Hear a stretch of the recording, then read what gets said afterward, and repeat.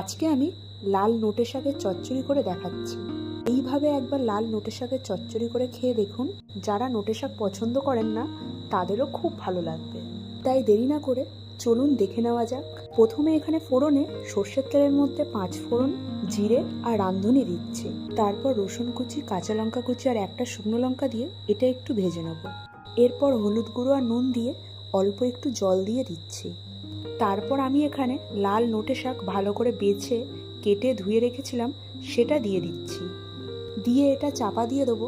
শাকটা ভালো মতন সেদ্ধ হবে। 6 থেকে 7 মিনিটের মতন মিডিয়াম ফ্লেমে সেদ্ধ হওয়ার পর 2 রকম সর্ষে, কাঁচা লঙ্কা, নুন দিয়ে একটু বেটে রেখেছিলাম সেটা 1 চামচের মতন দিয়ে দিচ্ছি। এরপর এটা ভালো করে নাড়াচাড়া করে মিশিয়ে নেবো। এটা আরেকটু আমি শুকনো করব।